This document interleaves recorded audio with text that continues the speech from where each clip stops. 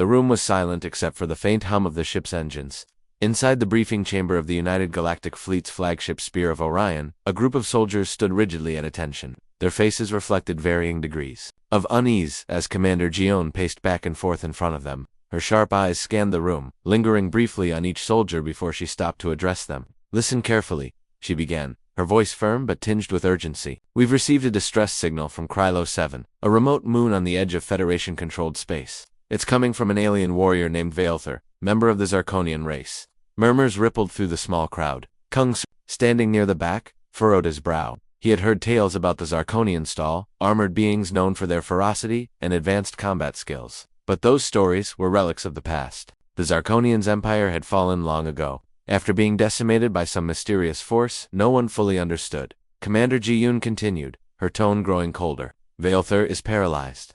His body armor systems failed during battle, leaving him immobile. He has been stranded there for weeks without aid. Every rescue team we've sent so far has refused to complete the mission due to extreme risks posed by Krylo 7's environment, hostile wildlife, unstable terrain, and unpredictable weather patterns." Kung Su felt his chest tighten. He glanced around the room and noticed how many of his comrades avoided eye contact or shifted uncomfortably. Some even muttered under their breath about how impossible this mission seemed. "But someone has to do it," Ji-Yoon said sharply, cutting through the murmurs. "If we leave him behind, he will die. And not only would that be a failure of our duty as peacekeepers, it could also damage relations between humans and the remaining Zarkonians, who still hold influence across several star systems." She paused, letting her words sink in. Then, turning slightly toward Kung Su, she added, "I'm assigning you Sergeant Kung Su to lead this mission. You'll take 3 others with you. Choose wisely." Kung Su blinked in surprise. While he wasn't new to dangerous missions, this one felt different. There was something deeply personal about rescuing someone abandoned by everyone else. As the commander dismissed the group, Kung Su lingered behind while the others filed out, muttering among themselves. Sergeant Ji-Yoon called softly, drawing his attention. "This isn't just another assignment. Understand that going in?" "Yes, ma'am," Kung Su replied, though his mind raced with questions. Why had all the previous teams refused? What made Krylo 7 so perilous? And why did he feel such a strong pull toward helping Valthor despite knowing nothing about him? After gathering his thoughts, Kung Su approached a fellow soldiers he trusted implicitly, Jin, a skilled medic known for her calm demeanor under pressure, and Minjie, a demolitions expert whose quick thinking often saved lives. Both agreed to join him without hesitation, though they shared his concerns about the mission's difficulty. For the final spot, Kung Su chose Yu-Ra, a sniper with unparalleled precision and a quiet resolve that matched his own. Preparations began immediately. Supplies were packed, weapons checked, and environmental suits tested against simulations of Krylo 7's harsh conditions. Despite their readiness, whispers of doubt followed them wherever they went. Other crew members openly questioned whether saving one alien was worth risking for human lives. Kung Su tried to ignore the negativity, focusing instead on what lay ahead. When the dropship descended onto Krylo 7, the reality of the situation hit hard. The moon's surface was barren and desolate, dotted with jagged rocks and swirling dust storms. The air outside was toxic, forcing the team to rely entirely on their suits. Even inside their helmets, the oppressive silence weighed heavily on them as they trudged forward. Guided by Valthor's weak homing beacon, Kung Su couldn't shake the feeling that they were being watched. Every shadow seemed alive, every sound magnified tenfold. Hajin kept glancing over her shoulder, clutching her medical kit tightly. Minji muttered curses under his breath whenever the ground beneath them shifted unexpectedly. Only Ura remained stoic, her rifle always ready, scanning the horizon for threats. Hours passed, and fatigue began to set in. Just when frustration threatened to overwhelm them, the beacon's signal grew stronger. They crested a rocky ridge, and finally saw their target below, a massive figure clad in battered golden armor, sprawled motionless on the ground. Valthor, despite his injuries, the alien warrior exuded an aura of power and dignity. His armor gleamed faintly, even in the dim light, its intricate designs hinting at a proud history now lost to time. Kung Su stepped closer cautiously, signaling for his team to stay alert. "Valthor," he called out, his voice distorted by the comms system. "Can you hear me?" There was no response at first, but then a low, gravelly voice crackled through. "Their receivers, you single quotes, read ... Late relief washed over Kung Su, though he didn't let it show. "We're here to get you out. Can you tell us what happened?" Valthor hesitated before answering. When he spoke again, his tone carried both pain and resignation. "My people underestimated our enemy. We thought ourselves invincible. Now look where it got me." Before Kung Su could respond, a sudden roar echoed across the landscape. The ground trembled violently as something large emerged from the shadows, a monstrous creature with glowing red eyes and razor-sharp claws. Panic surged through the team, But Kyungsu quickly regained control. Minji set up a perimeter. He barked, "Yura, find high ground. Heijin, stay close to Veilther." The fight that followed was chaotic and brutal. The creature lunged repeatedly, forcing the team to dodge and counterattack. Yura's shots found their mark, but the beast barely flinched. Minji deployed explosives, creating enough chaos to buy them precious seconds. Meanwhile, Heijin worked frantically to stabilize Veilther's condition, ensuring he wouldn't succumb to his injuries mid-evacuation. Through sheer determination and teamwork, they managed to drive the creature away temporarily. Exhausted but alive, the team regrouped around Veilther. Though weakened, the alien warrior offered a faint nod of gratitude, a gesture that spoke volumes. "We need to move," Kyungsu said firmly. "That thing will be back." With renewed resolve, the team hoisted Veilther onto a makeshift stretcher and began the arduous journey back to the dropship. Each step felt heavier than the last, but Q refused to give up. He remembered Commander Gion's words. This isn't just another assignment. Somewhere deep down, he knew this mission meant more, not just for Veilther, but for humanity itself. And so, against all odds, they pressed onward, determined to bring the fallen warrior home. The journey back to the dropship was anything but smooth. Every step felt like a battle against both the environment and time itself. The toxic winds of Krylo 7 howled around them, carrying stinging particles that scratched at their visors and made visibility nearly impossible. Rocks crumbled beneath their boots, forcing them to tread carefully to avoid plunging into hidden crevices. And always, in the distance, came the low growls of unseen predators, reminders that they were not alone. Kyungsu led the group with steady determination, his eyes scanning the horizon for any sign of danger. Behind him, Minji and Yura carried one end of the stretcher holding Veilther, while Heijin stayed close to monitor the alien warrior's condition. Despite their best efforts, progress was painfully slow. Veilther's massive frame weighed heavily on the makeshift stretcher, and the uneven terrain made every movement a struggle. "Keep moving," Kyungsu urged, though his voice betrayed his own exhaustion. "We can't stop here." Veilther remained silent most of the time, his breathing shallow but steady thanks to Heijin's quick work earlier. Occasionally he would murmur something in his native tongue, words none of them understood, but there was no mistaking the gratitude in his tone or the pain lingering behind it. As they trudged forward, the team couldn't shake the feeling that they were being followed. Shadows moved just beyond the edge of their vision, disappearing whenever they turned to look. The growls grew louder, closer, more menacing. It was only a matter of time before whatever hunted them struck again. "We're running out of options," Minji said through gritted teeth as he adjusted his grip on the stretcher. Sweat dripped down his face despite the cooling systems in his suit. "If we don't find cover soon, we're sitting ducks." Kyungsu nodded grimly. He knew Minji was right. They needed shelter not just from the creatures stalking them, but also from the worsening weather. Dark clouds had begun gathering overhead, crackling with electricity. A storm was coming, and if they were caught in the open when it hit, survival would become nearly impossible. "There," Yura suddenly called out, pointing toward a cluster of jagged rocks jutting out from the ground ahead. "That looks like a cave entrance." Without hesitation, Kyungsu redirected the team toward the formation. Sure enough, nestled between two towering boulders was a narrow opening leading into what appeared to be a natural cavern. It wasn't much, but it offered protection and a chance to regroup. Once inside, the team set Veilther down gently and collapsed against the walls, gasping for breath. The air inside the cave was marginally better than outside, though still thick with dust and the faint smell of sulfur. Heijin immediately went to work checking Veilther's vitals, while Minji and Yura began fortifying the entrance with loose rocks and debris to block any potential attackers. Kyungsu stood near the mouth of the cave, peering out into the swirling darkness. His mind raced as he considered their next move. The dropship was still hours away, and the storm showed no signs of letting up. Worse yet, the creatures hunting them seemed relentless, drawn by some primal instinct, or perhaps even scent. Either way, staying put wasn't a long-term solution. Commander Gion should have sent backup, Minji muttered bitterly as he stacked another rock into place.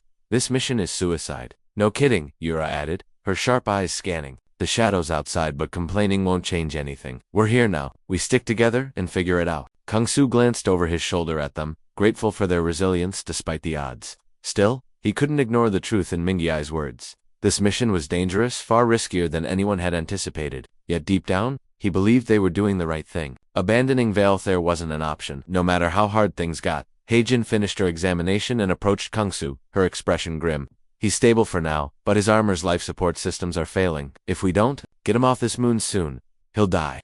Kyungsu clenched his fists. Failure wasn't an option. He turned back to the others. "We need a plan. Staying here isn't safe, and waiting for the storm to pass will take too long. We have to keep moving." Minji groaned, but didn't argue. Instead, he pulled out a small device from his pack, a portable scanner designed to map terrain and detect nearby threats. After fiddling with it for a moment, he frowned. There's a ridge about 2 kilometers northeast of here. If we can reach it, we might be able to signal the Spear of Orion for extraction. That's assuming the storm doesn't knock out our Kumsra pointed out skeptically. It's the best shot we've got, Kyung-soo replied firmly. Let's gear up and move out before those things come back. The team quickly packed up, ensuring they had everything they needed for the next leg of their journey.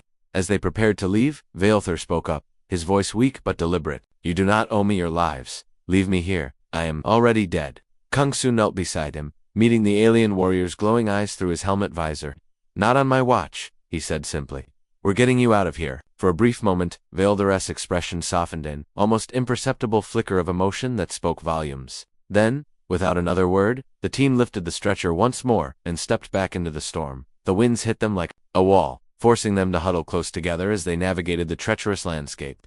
Visibility dropped to almost zero, and every step required careful deliberation. Lightning flashed in the sky above, illuminating the jagged rocks around them and casting eerie shadows that danced across the ground. Despite the chaos, Kyung-soo kept his focus. He trusted his team to follow his lead, just as they trusted him, to guide them through this nightmare. Haejin stayed vigilant, monitoring Vaelthur's condition and offering encouragement whenever morale flagged. Minji and Yura took turns scouting ahead, using their scanners to navigate and ensure the path remained clear. But the storm wasn't the only threat. As they neared the ridge, the growls returned closer this time, accompanied by the unmistakable sound of heavy footsteps pounding against the ground. Whatever was hunting them had found them again. Contact, Yura shouted, raising her rifle as multiple shapes emerged from the haze. The creatures were larger than before, their bodies covered in thick scales and bristling with sharp spines. Their red eyes gleamed with predatory hunger as they circled the group, cutting off any chance of retreat. Form up, Kyung-soo ordered, drawing his weapon. The team positioned themselves in a defensive circle around Vaelthur, weapons ready. For a tense moment, neither side moved, the tension thick enough to cut with a knife. Then, with a deafening roar, the creatures charged. The fight that followed was brutal and chaotic. Bullets ricocheted off scaly hides, forcing the team to aim for vulnerable spots like eyes and joints. Minji hurled grenades, creating shockwaves that sent several creatures tumbling backward. Yura's precise shots picked off stragglers, while Haejin used a portable shield generator to protect Vaelthur from stray attacks. Kyung-soo fought with everything he had, his movements fueled by adrenaline and sheer willpower. Each blow landed felt like a victory, each creature felt a step closer to survival. But the tide of enemies showed no sign of slowing, and fatigue began to creep in. Just when it seemed like all hope was lost, a loud rumble echoed through the air. The ground trembled violently as something massive approached from the direction of the ridge. The creatures paused, their attention shifting to the new arrival. Seizing the opportunity, Kyung-soo signaled for the team to fall back. What is that? Haejin asked, her voice trembling as she stared at the source of the disturbance.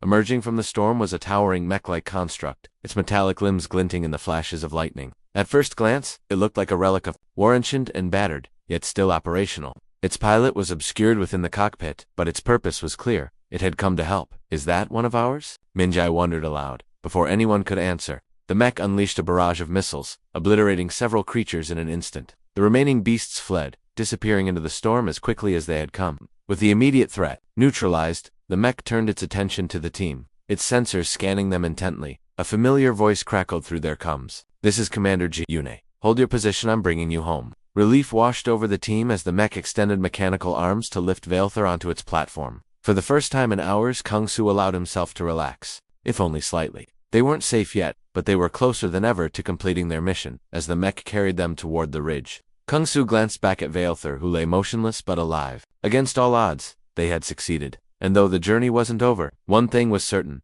Humanity had proven itself capable of compassion. Even in the darkest corners of the galaxy, the mech's metallic limbs moved with surprising grace as it carried the team and Vaelthur toward the ridge. Commander Ji-Yone's voice remained steady over the comms, guiding them through the storm while keeping an eye out for any lingering threats. Despite the temporary relief of having backup, Kyung-soo couldn't shake the feeling that danger still loomed close. The creatures they had encountered earlier were relentless, and there was no guarantee they wouldn't return. As they reached the ridge, the mech settled into a defensive position, its sensors scanning the area continuously. The dropship wasn't far now, just a short flight away, but getting to it safely required precision and speed. Every second counted. Commander, Kyung-soo said, his voice tight with urgency. We need extraction as soon as possible. Vaelthur's condition is worsening. I know, Ji-Yoon replied calmly.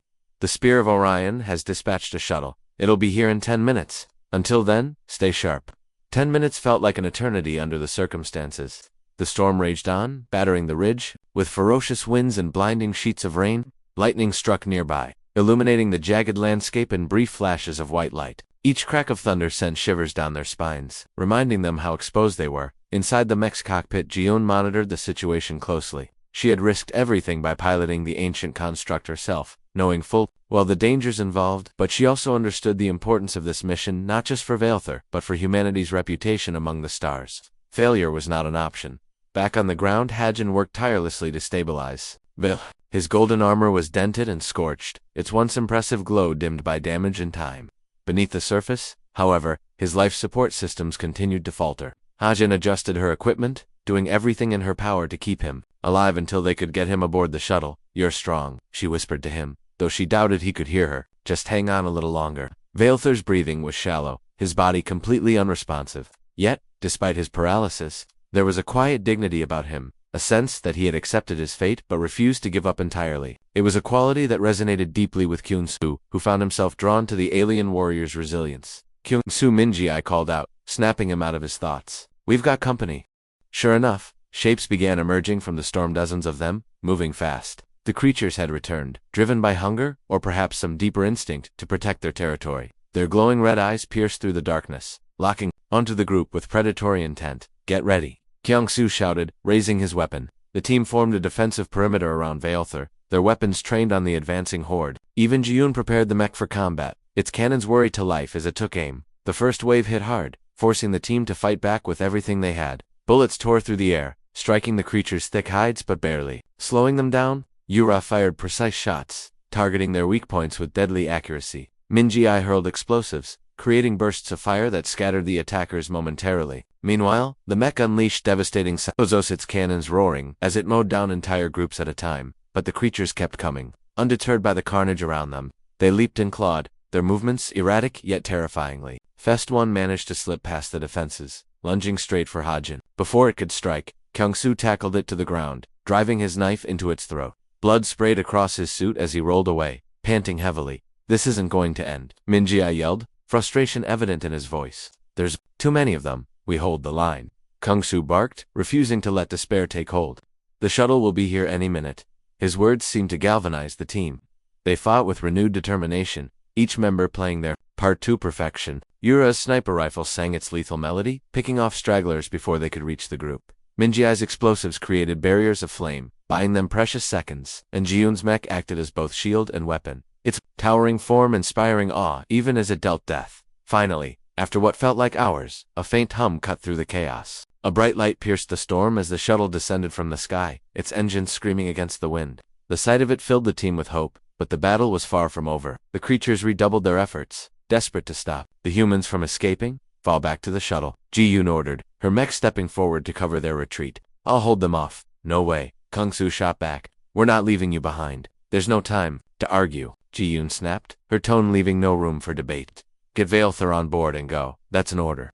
Reluctantly, Kyung-soo nodded. He turned to the others. "Let's move." With the mech providing cover fire, the team sprinted toward the shuttle, dragging Vaelthur's stretcher between them. The creatures swarmed around them, their roars deafening, but the mech's cannons carved a path through the chaos. Ji-yoon's voice came through the coms one last time. "I'll catch up. Don't wait for me." Reaching the shuttle, the team loaded Vaelthur inside and secured him as quickly as possible. Hajin stayed by his side, monitoring his vitals while the others prepared for takeoff. Kyung-soo hesitated, looking back at the mech as it stood tall against the endless tide of attackers. "Commander," he muttered under his breath, torn between duty and loyalty. "We have to go," Yura urged, her hand gripping his arm. She made her choice. Kyung-soo clenched his jaw but nodded. He climbed aboard the shuttle and sealed the hatch behind him. As the engines roared to life, the shuttle lifted off the ground, ascending rapidly into the stormy skies. Through the viewport, they watched as the mech continued to fight, its movements growing slower as the creatures overwhelmed it. Then, just as the shuttle broke through the clouds, a massive explosion lit up the horizon below.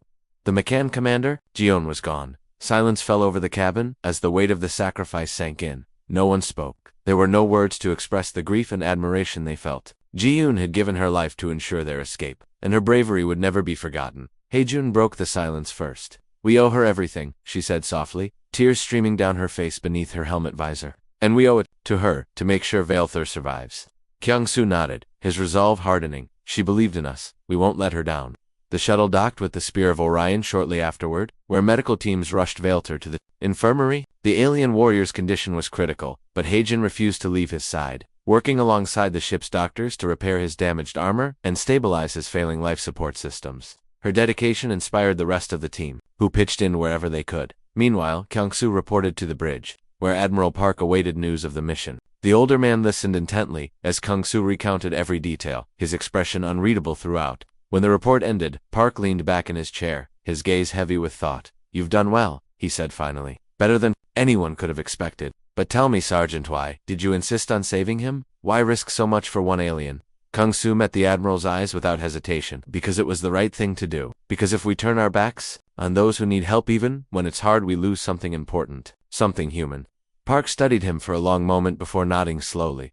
"Perhaps you're right. Perhaps humanity needs reminders like this to show us what we're capable of when we choose compassion over fear." Days passed, and Val's condition gradually improved. Though his paralysis remained irreversible, his life support systems were restored, giving him a fighting chance at recovery. During this time, Kyung-soo visited him often, speaking to him even when the alien warrior couldn't respond. Slowly, a bond formed between them, one built on mutual respect and shared hardship. One evening, as Kyung-soo sat beside Valther's bed, the alien warrior stirred. His glowing eyes opened, meeting Kyung-soo's gaze with clarity for the first time since their rescue. "You saved me," Valther rasped, his voice weak but filled with emotion. "Why?" Kyung-soo smiled faintly. "Because no one deserves to be left behind." For a moment, neither of them spoke. Then Valther extended a trembling hand, placing it gently on Kyung-soo's shoulder. It was a gesture of gratitude, one that transcended language and species. In that moment, Kyung-soo realized the true impact of their mission. They hadn't just saved an alien warrior. They had forged a connection that would ripple across the galaxy, proving that even in the darkest corners of space, humanity's light could shine brightly. And somewhere, amidst the stars, Commander June's sacrifice echoed as a testament to courage, honor, and the enduring power of hope. The days following their return to the Spear of Orion were a blur of activity. Valther's recovery became the ship's top priority, with medical teams working around the clock to stabilize his condition. Though his paralysis remained irreversible, the repairs to his life support systems ensured he would survive, at least for now. Hagen spent every spare moment by his side, monitoring his progress and ensuring his comfort. Her dedication didn't go unnoticed. Even Admiral Park commended her efforts during a brief visit to the infirmary. Kyung-soo, on the other hand, found himself struggling to adjust. The loss of Commander Ji-yoon weighed heavily on him. He replayed her final moments in his mind over and over again, the way she had stood firm against impossible odds, sacrificing herself so they could escape. It was a burden he wasn't sure he deserved to carry, yet one he couldn't shake off. Each time he closed his eyes, he saw the explosion that consumed her mech, a reminder of the cost of their mission. Minji and Yura tried to offer support, but words felt hollow in the face of such grief. Instead, they focused on their duties, helping wherever they could while processing their own emotions. The team had grown closer through shared trauma, but the absence of Ji-yoon left a void none of them knew how to fill. Valther, though unable to speak much, seemed aware of the toll his rescue had taken on the humans who saved him. During one of Kyung-soo's visits, the alien warrior managed to convey his gratitude, not with words, but with a gesture. Using what little mobility he retained in his upper body, he pressed a glowing symbol embedded in his armor, projecting an image into the air above his bed. It depicted a battlefield bathed in golden light, where Zarkonian warriors fought alongside humans against a common enemy. Kyung-soo stared at the hologram, his breath catching in his throat. "Is this your people?" he asked quietly. Vale nodded faintly. "Long ago," he replied, his voice still weak but clearer than before. "We were proud, strong, but pride blinded us. We fell." Kyung-soo sat down beside him, studying the image. "What happened? An enemy we did not understand," Valther explained, his tone tinged with sorrow. "They came from beyond the stars, consuming worlds without mercy. My people fought bravely, but our arrogance led to our downfall. Now, only ruins remain." "And you?" Kyung-soo prompted gently. "Why were you left behind?" Valther hesitated, as if reliving painful memories. "I stayed to protect others. When the end came, I chose to face it alone rather than risk more lives. But fate had other plans." Kyung-soo nodded slowly, understanding the weight of Valther's sacrifice. For all their differences, they weren't so different after all, both bound by duty and honor, willing to give everything for those they cared about. As Valther grew stronger, conversations between him and Kyung-soo became more frequent. They spoke of their respective worlds, sharing stories of triumph and loss. Through these exchanges, Kyung-soo began to see Valther not just as an alien warrior, but as a fellow soldier, a kindred spirit forged in the fires of war. In turn, Valther expressed admiration for humanity's resilience and compassion, qualities he believed his own people had forgotten long ago. Meanwhile, Tensions aboard the Spear of Orion began to rise. News of their mission spread quickly among the crew, sparking heated debates about whether saving Vaelthur had been worth the cost. Some praised the team's bravery, hailing them as heroes. Others criticized the decision, arguing that risking human lives for an alien was reckless and unnecessary. Admiral Park worked tirelessly to quell dissent, reminding everyone of the importance of unity in the face of galactic uncertainty. Despite the controversy, preparations continued for Vaelthur's eventual departure. Once stable, he would be transferred to a neutral space station, where representatives from surviving Zarkonian factions awaited him. From there, his future and perhaps that of his people would be decided. But Kung Su couldn't shake the feeling that leaving things unresolved wasn't right. Something inside him urged him to take action, to ensure Vaelthur's legacy wouldn't fade into obscurity like the ruins of his homeworld. After much deliberation, he approached Admiral Park with a bold proposal. Sir, Kung Su began, standing at attention in the Admiral's office. I believe we owe it to Vaelthur to ourselves to do more than just drop him off at the station. His story deserves to be heard. Humanity has a chance to learn from his experiences, to forge a new alliance based on mutual respect and understanding. Park leaned back in his chair, considering Kung Su's words carefully. And what exactly are you suggesting, Sergeant? I want to accompany Vaelthur to the station, Kung Su replied firmly, to act as a liaison between him and the Federation. If we play our cards right, this could be the start of something bigger, an opportunity to bridge the gap between our species. The Admiral studied him for a long moment before nodding slowly. Very well, permission granted. But remember, Kung Su, this is uncharted territory. One misstep could undo everything we've worked for. I understand, Sir, said, relief washing over him. Thank you. With the plan set in motion, Kung Su informed the rest of the team. Hajin, Minji, and Yura were initially hesitant, worried about separating from each other after everything they'd been through. But ultimately, they agreed that staying together wasn't practical given the circumstances. Besides, someone needed to remain aboard the Spear of Orion to keep morale high and continue their duties. On the day of departure, the entire crew gathered in the hangar bay to see them off. Vaelthur, now seated upright in a specially designed hoverchair, looked out at the sea of faces with quiet dignity. Though his body remained broken, his spirit burned brightly, inspiring those around him. As Kung Su stepped forward to join him, applause erupted throughout the room, a testament to the impact their mission had made. As the shuttle carrying Kung Su and Vaelthur departed, Admiral Park watched silently from the observation deck. Beside him stood Hajin, her gaze fixed on the shrinking craft until it disappeared into the vastness of space. They'll be okay, she murmured, more to herself than anyone else. Park placed a reassuring hand on her shoulder. Yes, they will, because they remind us of what it means to be human.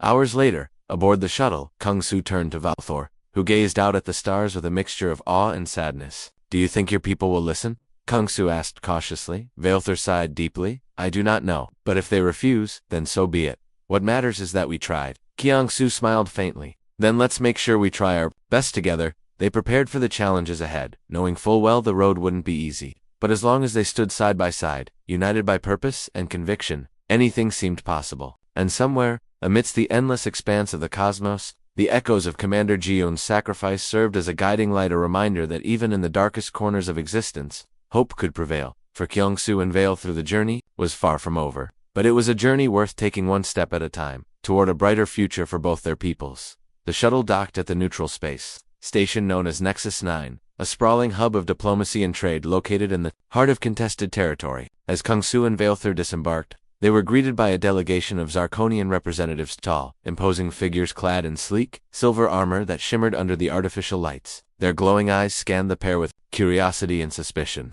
Lingering longest on Vaelthur's damaged golden armor and hovered chair, Kung Su felt a pang of unease but stood tall beside his companion, determined to make a good impression. He had spent hours rehearsing what he would say, knowing this moment could shape relations between humans and Zarkonians for generations to come. But no amount of preparation could fully calm the nerves twisting in his stomach. Welcome, honored warrior, one of the Zarkonians said, addressing Vaelthur in their native tongue before switching to Galactic Standard. Your survival is ... unexpected. Vaelthur inclined his head slightly, his expression unreadable. I owe my life to these humans, he replied, gesturing toward Kung Su. They refused to abandon me when others turned away. The Zarkonian leader narrowed his eyes, studying Kung Su closely. And why would they risk so much for an alien?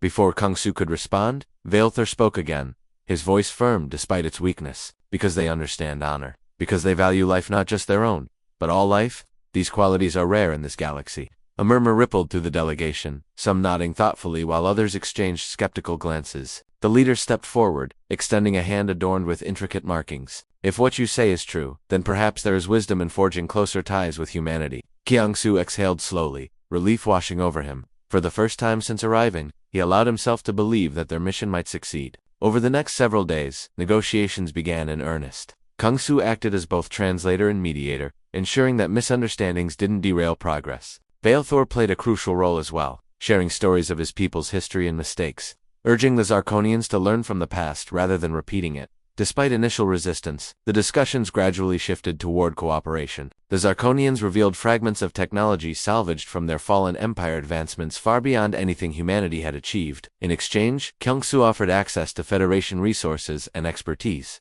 promising mutual benefits. If they worked together, throughout the process, Kung Su couldn't help but notice how much respect Balethor commanded among his people. Though physically weakened, his presence carried undeniable authority, inspiring even the most stubborn leaders to reconsider their stance. By the end of the week, a tentative agreement was reached. The Zarkonians would establish formal diplomatic relations with the United Galactic Federation, beginning with joint research initiatives aimed at rebuilding their shattered civilization.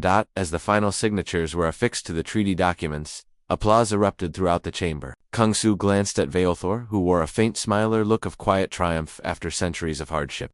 For the first time, Kung Su saw hope reflected in the alien warrior's glowing eyes. That evening, the Zarkonians hosted a grand banquet in honor of the newly formed alliance. The event was a dazzling display of culture and tradition, with holographic projections depicting scenes of Zarkonian glory and resilience. Kung Su found himself seated beside Balethor, surrounded by curious delegates eager to learn more about humanity. One young Zarkonian leaned forward, his voice filled with admiration. "You saved our greatest hero. How can we ever repay you?" Kung Su shook his head modestly. "There's no need for repayment. We did what anyone should have done. What matters now is the future, what we build together." The young warrior nodded solemnly, clearly moved by the sentiment. Around them, conversations buzzed with excitement, bridging gaps that had once seemed insurmountable. It was a night Kung Su knew he would never forget, a celebration of unity born from sacrifice and courage. Later, as the festivities wound down, Kung Su accompanied Balethor to a private balcony overlooking the station's observation deck. Stars stretched endlessly beyond the glass, casting soft light across the room. They stood side by side in silence for a long moment, each lost in their thoughts. "You've done something extraordinary here," Kung Su said finally, breaking the quiet. "Your people are ready to rise again." Balethor chuckled softly, though sadness lingered in his tone. "Not because of me, because of Yuandos, like you. You reminded us of who we used to be." Kung Su frowned slightly. "But you're the one who inspired us. Without your strength and determination, none of this would have been possible." Balethor turned to face him, his glowing eyes locking. "Onto Kung Su's strength alone is meaningless without purpose. You gave me purpose when I thought I had none left. That is a gift greater than any weapon or technology." Touched by the words, Kung Su lowered his gaze, unsure how to respond. After a pause, he asked, "What will you do now? Will you stay here with your people?" Balethor hesitated before answering. "For now, yes. My place is with them, helping them rebuild. But someday, perhaps I will visit your world. See? For myself, the home of those who refuse to give up on me. I'd like that," Kung Su replied with a small smile. "Earth isn't perfect, but it's ours. And I think you'd find it beautiful." They shared another moment of silence, gazing out at the stars. Then, almost reluctantly, Kung Su straightened. "I should go. My shuttle departs tomorrow morning." Balethor nodded, extending a hand. "Thank you, Kung Su, for everything." Kung Su grasped the alien warrior's hand firmly, feeling the weight of their bond, the trust and respect forged through shared trials. "Take care of yourself, Balethor. The galaxy needs leaders like you." With that, Kung Su turned and walked away, leaving Balethor alone on the balcony. As he made his way back to his quarters, he reflected on everything that had transpired. From the desolate moon of Krylo 7 to the glittering halls of Nexus 9, the journey had changed him in ways he couldn't fully comprehend. He had faced unimaginable dangers, endured devastating losses, and emerged stronger not because of his own strength, but because of the connections he had formed along the way. The next morning, Kung Su boarded the shuttle bound for the Spear of Orion. As the craft descended into the void, he looked out the viewport, watching Nexus 9 shrink into the distance. Somewhere aboard the station, Balethor stood tall, ready to lead his people into a new era. And somewhere within Kung Su, the memory of Commander Ji-hoon burned brightly, a reminder of the sacrifices made to reach this point. When the shuttle docked with the Spear of Orion, Kung Su was greeted by Admiral Park and the rest of the team. Heijin rushed forward, pulling him into a tight embrace, while Minjiai and Yura clapped him on the back, grinning widely. Even amidst the joyous reunion, Kung Su felt a deep sense of fulfillment, one that came not from personal achievement, but from knowing he had played a part in something greater than himself. In the weeks that followed, news of the Alliance spread throughout the galaxy, sparking hope in corners long shrouded in despair. Humanity's reputation soared, earning respect from species once wary of their intentions. and at the center of it all stood Kangsu not as a hero, but as a symbol of compassion and determination. As the Spear of Orion charted its course toward Earth, Kangsu gazed out at the endless expanse of stars, his heart swelling with pride. The road ahead would undoubtedly be fraught with challenges, but he knew one thing for certain: as long as humanity continued to act with courage and kindness, the galaxy would always find a reason to shine brighter. And somewhere, among the ruins of a fallen empire, a paralyzed alien warrior smiled, knowing that his story, the bond he shared with a human soldier, would inspire generations to come.